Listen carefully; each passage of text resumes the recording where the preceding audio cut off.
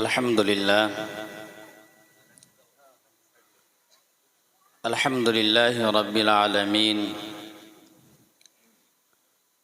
والصلاة والسلام على النبي الأمين وعلى آله الطاهرين وأصحابه الغر الميامين وعلى أتباعه أجمعين. أما بعد فأعوذ بالله من الشيطان الرجيم. بسم الله الرحمن الرحيم. اقرأ باسم ربك الذي خلق خلق الإنسان من علق اقرأ وربك الأكرم الذي علم بالقلم علم الإنسان ما لم يعلم. صدق الله العظيم. اسٹیج پر حاضر حضرات علماء کرام اور ائمہ اعظام اور سامنے پنڈال میں تشریف فرما سامعین اعظام، آج کا یہ اجلاس اس حوالے سے بڑا تاریخی اجلاس ہے کہ اس اجلاس کے انعقاد کے ذریعے باضابطہ طور پر مدرسۃ الشفا کی ابتدا ہو رہی ہے۔ اس اجلاس کے انعقاد کے ذریعے ایک تعلیمی تحریک کی داغ بیل ڈالی جا رہی ہے۔ اس لیے آج کا یہ اجلاس ایک الگ نوعیت کا، منفرد حیثیت کا ہے۔ اس لیے جلسے کی انتظامیہ سے اور خاص طور سے حافظ رحمت اللہ صاحب رحمانی اور ان کے رفقائے کار جنہوں نے بھی اس جلسے کے انعقاد میں کسی طور سے بھی حصہ لیا ہو، شرکت کی ہو، ہم سب کے شکر گزار ہیں اور انہیں مبارکباد پیش کرتے ہیں کہ آپ نے ایک عمدہ قدم اٹھایا ہے، ایک ایسی تحریک کی داغ بیل ڈالی ہے، ایک ایسا مشن لے کر آپ اٹھے ہیں جس مشن کی موجودہ وقت میں نہایت ہی ضرورت ہے۔ بزرگوں، حضور اکرم صلی اللہ علیہ وسلم جس زمانے میں برپا کیے گئے، اللہ تبارک و تعالی نے اپنے اس آخری نبی کو جب نبوت سے سرفراز فرمانے کا ارادہ فرمایا تو اس زمانے میں جو دنیا کی صورتحال تھی وہ نہایت ہی دیگرگوں تھی، نگفتہ بہ تھی۔ صورتحال ایسی تھی کہ انسانی سماج مکمل طور پر بگاڑ کا شکار ہو چکا تھا، آوے کا آوا بگڑا ہوا تھا، چوری چماری، لوٹ کھسوٹ اور ڈکیتی ماری جا رہی تھی، جعل سازی اپنے شباب پر تھی، شراب کھلے عام پی جا رہی تھی، نشہ کرنا لوگوں کا نشہ بن چکا تھا، اور تمام طرح کی اخلاقی جو بیماریاں ہو سکتی ہیں، جو غیر اسلامی کام ہو سکتے ہیں، جتنی ساری بدماشیاں اور شرارتیں ہو سکتی ہیں، انہیں انسانی سماج میں ہنر کا درجہ مل چکا تھا۔ لوگ چوری کرتے تھے، ڈاکہ ڈالتے تھے اور فخریہ بیان کرتے تھے، لوگ دھوکہ دیتے تھے،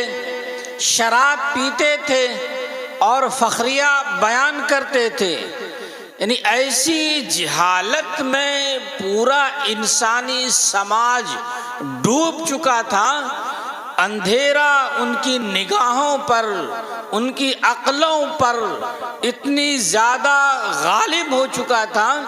کہ انہیں یہ خیر و شر کی تمیز تک ختم ہو کر رہ گئی تھی. وہ اپنی معصوم بچی کو جو صبح و شام ابا ابا کہہ کر اپنی پیاری زبان سے باپ کو صدا لگاتی تھی، ایسی معصوم بچیوں کو وہ زندہ زمین میں دفن کر کے راحت محسوس کرتے تھے. اتنی زیادہ جہالت میں وہ گر چکے تھے. حالانکہ دوسرے ناحیے سے اگر اس وقت کے سماج کا یا اس وقت کی دنیا کا جائزہ لیا جائے تو ایسا نہیں تھا کہ اس وقت دنیا میں علم نہیں تھا، تمدن نہیں تھا، تہذیب نہیں تھی، لٹریچر نہیں تھا، تقریریں نہیں تھیں، فارسی شاہ نامے نہیں تھے، پرشین امپائر اور رومن امپائر کے ضابطے اور قانون نہیں تھے. سب کچھ موجود تھا. بڑے بڑے دماغ والے، بڑے بڑے دانش مند، بڑے بڑے ادبا اور بڑے بڑے فصحاء اور بلغاء حضرات اس وقت بھی موجود تھے. پوری دنیا میں عربوں کی شعر و شاعری کا ڈنکا بجتا تھا. ان کی زبان دانی کے گھوڑے دوڑائے جاتے تھے، مثالیں دی جاتی تھی. چھوٹا چھوٹا معصوم بچہ عربی زبان میں شعر و سخن کی زبان میں گفتگو کرتا تھا. اتنے زیادہ علم کی اس وقت بھی کثرت تھی. لیکن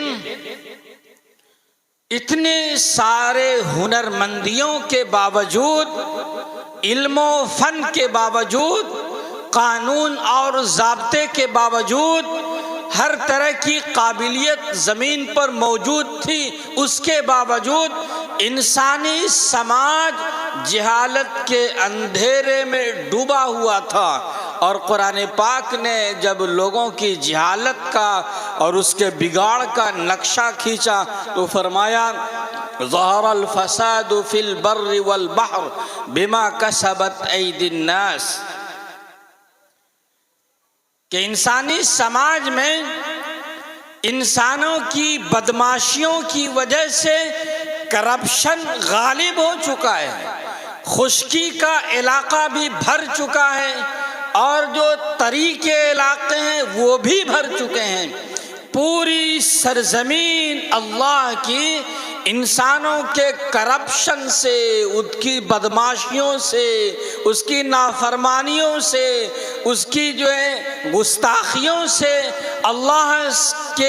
کو ناراض کرنے والے اعمال سے زمین بھر چکی تھی. جب قرآن پاک نے یہ نقشہ کھینچا تو پوری دنیا دم بخود رہ گئی اور یہ ماننے پر مجبور ہو گئی کہ ہاں انسانی سماج کی یہی صورتحال ہے. لیکن اللہ تبارک و تعالی جو بڑی حکمت والا ہے، جن کی حکمت کی کوئی انتہا نہیں ہے، اس نے انسانیت پر رحم کیا، انسانیت پر رحم کیا. اور سورۃ الاقراء کی ابتدائی آیات کے ذریعے ایک ایسا انقلاب، ایک ایسا تعلیمی انقلاب، ایک ایسا فکری انقلاب برپا کیا جس نظام نے، تعلیم کے جس سسٹم نے پوری دنیا پر غالب ہونا تھا، پوری دنیا کے نظام کو اور اس کے سسٹم کو تبدیل کرنا تھا اور ایک خالق و مالک کے سامنے پوری انسانیت کے سروں کو سرنگو کرنا تھا، پوری انسانیت کو ایک خالق و مالک سے مربوط کرنا تھا۔ چنانچہ اللہ کا لاڈلا نبی حضرت محمد مصطفیٰ صلی اللہ علیہ وسلم جبل نور کے ایک غار میں، جس کو حرا کے نام سے ہم جانتے ہیں، تشریف فرما ہیں، اللہ کی عبادت میں، اس کی ریاضت میں مصروف ہیں، اور اللہ کا مقرب ترین فرشتہ نازل ہوتا ہے اور فرماتا ہے اقرأ بسم ربک الذی خلق خلق الانسان من علق اقرأ وربک الاکرم الذی علم بالقلم علم الانسان ما لم يعلم۔ پڑھیے اس پروردگار کے نام سے جو کائنات کی ہر چیز کو پیدا کرنے والا ہے، جس نے زمین کو، آسمان کو، چاند کو، سورج کو، فضاؤں کو اور کائنات کے ایک ایک ذرے کو، دریا کو، پہاڑ کو، ہوا کو اور پوری کائنات کے ایک ایک ذرے کو جس نے پیدا کیا ہے، اس خالق کے نام سے پڑھیے۔ خلق الانسان من علق، وہی خالق و مالک ہے، وہی کریٹر ہے جس نے خون کی ایک پھٹکی سے انسان کو پیدا کیا۔ اور آگے فرمایا پڑھیے اس پروردگار کے نام سے، اپنے اس پروردگار کے نام سے جو سب سے زیادہ کریم ہے، جو سب سے زیادہ سخی ہے، جو بڑے جود و سخا والے ہیں، ان کے نام سے پڑھیے۔ اور پھر آگے فرمایا کہ اللہ تبارک و تعالیٰ نے، یعنی اس خالق و مالک نے، کائنات کے اس کریٹر نے انسان کو قلم کے ذریعے وہ باتیں بھی سکھائی جس سے انسان واقف نہیں تھا۔ تو ان آیات کے ذریعے اللہ تبارک و تعالیٰ نے جو تعلیم کا ایک سسٹم زمین پر برپا کیا، جو تعلیم کا ایک نظام زمین پر برپا کیا، اس تعلیمی سسٹم میں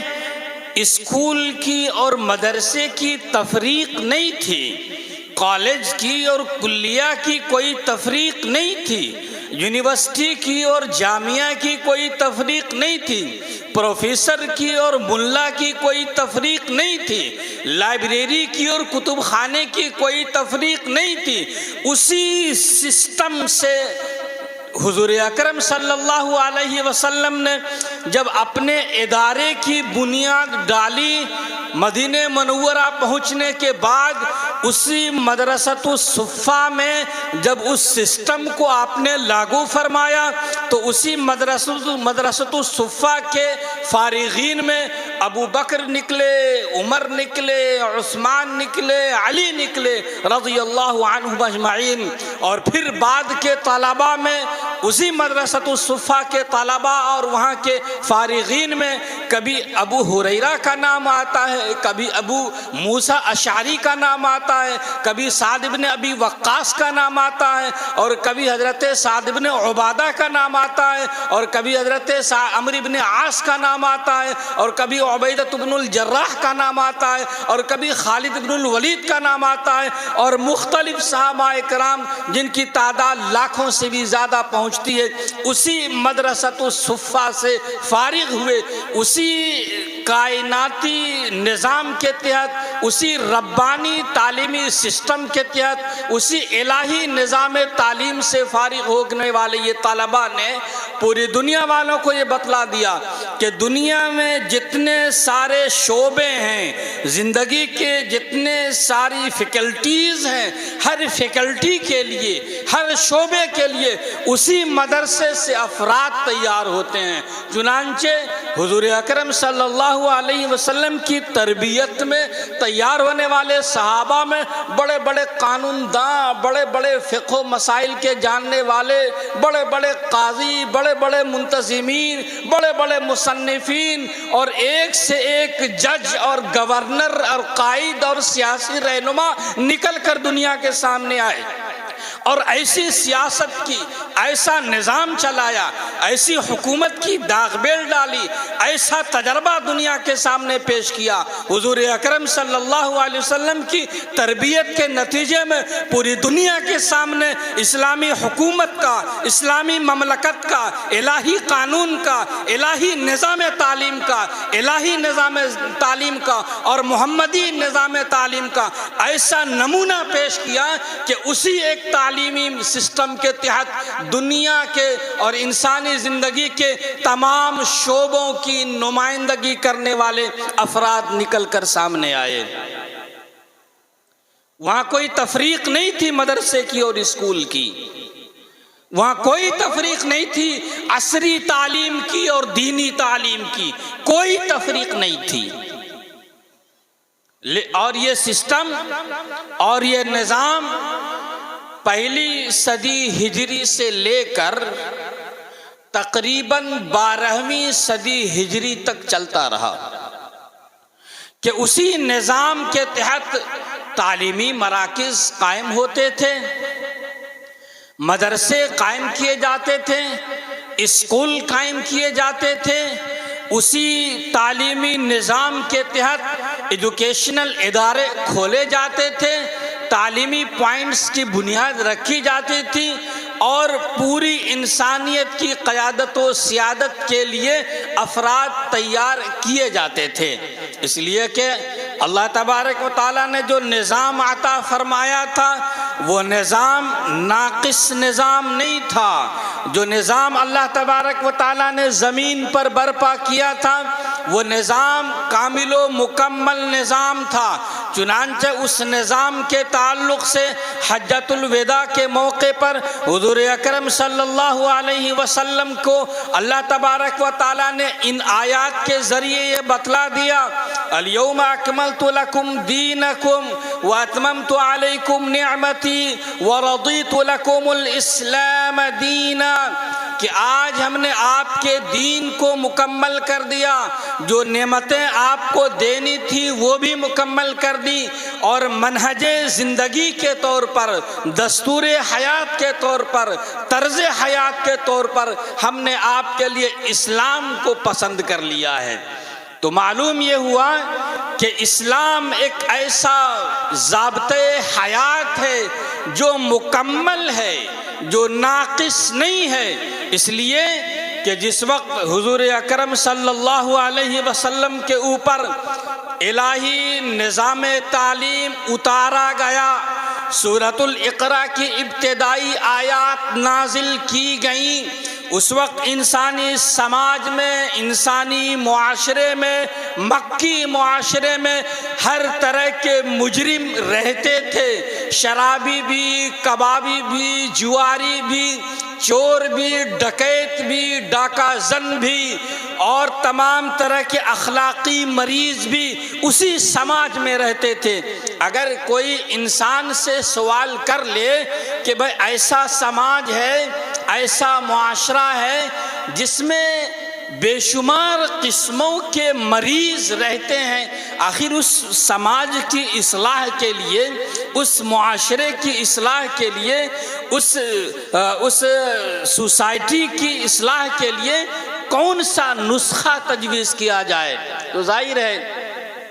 کہ انسانی عقل کی انتہا تو یہی ہے کہ وہ کہتا کہ بھئی چور کو چوری سے روکا جائے، ڈکیت کو ڈاکہ ڈالنے سے روک دیا جائے، شراب پینے والے کو شراب پینے سے روکا جائے، لیکن نہیں، اللہ رب العالمین جو بڑا حکیم ہے اس نے تمام قسموں کے مریضوں کے لیے اپنا جو نسخہ آسمان سے زمین پر برپا کیا، وہ نسخہ اقرا تھا کہ پڑھیے، شراب پی جا رہی ہے، شراب پینے والا شراب پی رہا ہے، اور تعلیمی سسٹم یہ کہتا ہے، نظام تعلیم جو آسمان سے برپا کیا گیا ہے وہ نظام شرابی سے کہتا ہے کہ پڑھیے، چوری کرنے والا چوری کرتا ہے، اور قرآن اس سے کہتا ہے پڑھیے، شراب پی جا رہی تھی اور اس سے قرآن مخاطب ہے، اقرأ بسم ربک الذی خلق، چور چوری کر رہا ہے، ڈاکہ ڈالنے والا ڈاکہ ڈال رہا ہے، جال ساز جال سازی میں مصروف ہے، دھوکہ دینے والا دھوکہ دے رہا ہے، چگل خوری کرنے والا چگل خوری کر رہا ہے، چور چوری کر رہا ہے، غیبت کرنے والا غیبت میں مصروف ہے، اور ہر ایک سے قرآن کہتا ہے، ہر ایک سے اللہ کا تعلیمی سسٹم یہ کہتا ہے، ہر ایک سے محمد عربی علیہ السلام کا سسٹم یہ کہتا ہے کہ پڑھو۔ معلوم ہوا کہ پڑھنا بہت اہم ہے، اور تمام طرح کی اخلاقی بیماریوں کا علاج تعلیم میں ہے۔ چور جب پڑھے گا تو وہ یہ پڑھے گا کہ چوری کی سزا اسلام میں کیا ہے۔ چور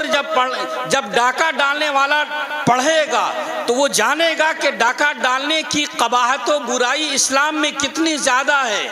جھوٹ جو بولنے والا جب پڑھے گا، چگل خور جب پڑھے گا، سماج کے بڑے بڑے مجرم جب پڑھیں گے تو وہ ان مجرموں کو یہ اندازہ ہوگا کہ ہم جس جرم میں ملوث ہیں اس جرم کی سنگینی کتنی زیادہ ہے۔ چنانچہ معلوم یہ ہوا کہ سماج کے ہر طرح کی بگاڑ کا جو علاج ہے وہ علم ہے، وہ اقرا ہے، پڑھنے میں ہے۔ اے بزرگوں، یہ نظام تعلیم، یہ الہی نظام تعلیم جو زمین پر برپا کیا گیا، یہ نظام محمدی جو زمین پر برپا ہوا 6 صدی عیسوی میں، حضور اکرم صلی اللہ علیہ وسلم قرآن کی ان ابتدائی آیات کے ذریعے جس تعلیمی سسٹم کی داغ بیل ڈال رہے تھے، اس تعلیمی سسٹم میں عصری علوم اور دینی علوم کی کوئی تفریق نہیں تھی۔ چنانچہ آپ مطالعہ کریں گے تو آپ کو معلوم ہوگا کہ مسلم سیاستدانوں میں، مسلم سائنٹسٹ میں اور مسلم دیگر ماہرین میں آپ کو کبھی ابو علی سینا نظر آئیں گے، کبھی فارابی نظر آئیں گے، کبھی ابو الحیثم نظر آئیں گے، اور بھی مختلف میدانوں کے مسلم ماہرین آپ کو تاریخ میں نظر آئیں گے۔ یہ اسی تعلیمی سسٹم کا نتیجہ تھا کہ دین اور دنیا کی تفریق اس میں نہیں تھی، اور اسی ایک سسٹم سے تمام شعبۂ زندگی کے نمائندہ افراد پیدا کیے جاتے رہے، اور یہ سسٹم تقریباً 12ویں صدی ہجری تک یوں ہی چلتا رہا۔ لیکن اس کے بعد صورتحال تبدیل ہوئی، دنیا کا ماحول بدلا، اور مادہ پرستوں کا غلبہ ہوا۔ اس کا اثر یہ مرتب ہوا کہ ان اغوا کاروں نے، ان بدماشوں نے، اللہ کے ان دشمنوں نے تعلیمی سسٹم کا اغوا کر لیا اور تعلیم کو 2 حصوں میں تقسیم کر دیا، ایک دنیاوی تعلیم اور ایک عصری تعلیم۔ اس تفریق کی بنیاد پر مدرسے الگ ہو گئے، اسکولز الگ ہو گئے، جامعہ الگ اور یونیورسٹی الگ، پروفیسر کا انٹروڈکشن الگ اور ملا کا انٹروڈکشن الگ، ایک الگ الگ نظام بنا دیا گیا۔ جس نظام کے تحت ہوا یہ، اس کا نتیجہ نکل کر یہ سامنے آیا کہ ہمارے پاس، یعنی پوری دنیا کے پاس اس وقت بڑی بڑی ڈگریوں والے لوگ موجود ہیں، بڑے بڑے ڈگری ہولڈرز موجود ہیں، پروفیسرز ہیں، ٹیچرز ہیں، رائٹرز ہیں، تھنکرز ہیں، اسکالرز ہیں، بڑے بڑے علم والے ہیں، بڑی بڑی کوالیفیکیشن ان کے پاس موجود ہے۔ لیکن کیا یہ سچ نہیں ہے کہ دنیا میں انسانیت بلک رہی ہے، سسک رہی ہے، تڑپ رہی ہے؟ دنیا والوں کے زخم پر مرہم رکھنے والا کوئی نہیں ہے۔ میں چیلنج کرتا ہوں اس وقت اس اسٹیج سے، اس لیے کہ یہ آواز میری آواز نہیں ہے، یہ اللہ رب العالمین کی آواز ہے، یہ آواز آخری نبی حضرت محمد مصطفیٰ صلی اللہ علیہ وسلم کی آواز ہے، یہ آواز قرآن کی پہلی وحی کی آواز ہے، یہ آواز غار حرا کی آواز ہے، یہ آواز مدرسۃ الصفا کی آواز ہے۔ وہ آواز یہ ہے کہ اے لوگو پڑھو، اس خالق و مالک کے نام سے پڑھو جس نے کائنات کے ہر ایک ذرے کو پیدا کیا ہے۔ آج اگر فزکس پڑھایا جاتا، کیمسٹری پڑھائی جاتی، سائنس پڑھائی جاتی، جغرافی کی تعلیم ہوتی اور ہر ایک کے سرے کو اگر خالق و مالک سے جوڑ کر رکھا جاتا، اللہ کی طرف اس کی نسبت کی جاتی، اگر کوئی ڈاکٹر آپریشن کرتا ہے اور اس آپریشن کے اوزار کا استعمال کرتا ہے، اگر بچوں کو یہ تعلیم دی جاتی کہ اللہ تبارک و تعالیٰ نے انسان کو اتنی عقل دی ہے کہ آج ٹیکنالوجی کی اس دنیا میں انسان ترقی کر کے اتنے سارے اوزار بنا سکا ہے، اور کل تک جو بیماریاں مہلک اور جان لیوا سمجھی جاتی تھی اس کا علاج بھی دریافت ہو چکا ہے، تو ہر چیز کی ہنرمندی کو، ہر میدان کی کامیابی کو اگر خالق و مالک کی طرف منسوب کیا جاتا تو وہ شعبہ ہمارا جس کو ہم عصری شعبہ کہتے ہیں، وہ نظام ہمارا جس کو ہم عصری تعلیم کا نظام کہتے ہیں، وہ روحانیت سے خالی نہ ہوتا۔ اس میں بھی اگر ڈاکٹر پیدا ہوتے تو ڈاکٹر بعد میں ہوتے، پہلے انسان ہوتے۔ اگر کوئی انجینئر بنتا تو پہلے انجینئر نہیں، پہلے انسان بنتا، بعد میں انجینئر بنتا۔ اگر کوئی پروفیسر بنتا تو پروفیسر بعد میں ہوتا، پہلے وہ ایک نمبر کا انسان ہوتا۔ چنانچہ اسی تعلیمی نظام کی یہ خرابیاں ہیں کہ آپ اپنی زندگی کے جس شعبے میں چلے جائیے، وہاں جیسے جیسے انسانوں سے آپ کا سامنا ہے، اگر ہاسپٹل پہنچ گئے ہیں تو ڈاکٹر کی نیت اتنی خراب ہے کہ وہ دن دوپہر آپ کی جیب کو قطر لے گا۔ اگر کسی انجینئر کے پاس اب چلے جاتے ہیں تو آپ کے گھر بنے یا نہ بنے اس سے بحث نہیں ہے، وہ ایک نقشہ بنانے میں جو 2-4-10 روپے میں ہو سکتا تھا وہ 2-4-10 ہزار لیے بغیر دم نہیں لیتا ہے۔ آپ تجارت کے دنیا میں چلے جائیں، معاشرت میں چلے جائیں، بینکوں کے سسٹم کو دیکھ لیں، تعلیمی سسٹم کو دیکھ لیں، ہر جگہ مادیت کا غلبہ ہے، شیطنت کا غلبہ ہے، دین بیزاری کا غلبہ ہے۔ اگر اس سسٹم کو بھی دین سے جوڑ کر رکھا جاتا، خالق و مالک سے جوڑ کر رکھا جاتا، نظام محمدی سے جوڑ کر رکھا جاتا تو وہاں انسان پیدا ہوتے، روحانیت سے وہ سسٹم خالی نہ ہوتا اور پوری دنیا کا جو نظام ہوتا وہ خوبصورت نظام ہوتا، اور یہ ملا اور مولوی اور جامعہ اور یونیورسٹی کی تفریق نہ ہوتی، بلکہ اسی ایک ادارے سے انسانی سماج کی تمام ضروریات میں رہنمائی کرنے والے افراد تیار ہوتے۔ 12ویں صدی ہجری تک یہ ہوتا رہا، لیکن اس کے بعد بدماشوں نے پورے ایجوکیشن سسٹم کو اپنے قبضے میں کر لیا، یہ تفریق کر دی، یہ بٹوارا کر دیا، جس کی وجہ سے سارا نظام تہس نہس ہو گیا۔ لیکن اسی 12ویں صدی ہجری کے بالکل اواخر میں ہم میں سے چند شخصیات ایسی اٹھیں جنہوں نے کبھی دارالعلوم دیوبند کی بنیاد رکھی تو کبھی دارالعلوم ندوۃ العلماء کی بنیاد رکھی اور کبھی علی گڑھ کی بنیاد رکھی، اور ان تمام ایجوکیشن سسٹم میں انہوں نے دونوں چیزوں کو ملا کر کے ایک دھارے میں امت کو لے جانے کی کوشش کی، لیکن میں سمجھتا ہوں کہ بہت حد تک ہم اب تک اس میں کامیاب نہیں ہو سکے ہیں۔ اے بزرگوں، یہ مجھے کہنے میں کوئی باک نہیں ہے، میں پوری ذمہ داری کے ساتھ یہ بات کہہ سکتا ہوں کہ آج مولانا رحمت اللہ رحمانی جو ہمارے دوست ہیں، بھائی ہیں، تعلق والے ہیں، انہوں نے مدرسۃ الشفا کے نام سے جس تحریک کی داغ بیل ڈالی ہے، اور ہمارے بغل میں جو شخصیت اس وقت تشریف فرما ہے، جلوہ افروز ہیں، ان کے حوالے سے میں پوری ذمہ داری کے ساتھ یہ بات کہتا ہوں کہ حضرت مولانا محمد علی منگیری رحمت اللہ علیہ نے دنیا کے سامنے جو تعلیم کا فلسفہ پیش کیا، جو تعلیم کا فکرہ پیش کیا، جس تحریک کی انہوں نے ندوۃ العلماء کے نام سے بنیاد ڈالی، اور اس تحریک کے تحت اور اس پلیٹ فارم پر رہتے ہوئے انہوں نے جو تعلیم کا نظریہ پیش کیا ہے، وہ نظریہ وہی ہے جو نظریہ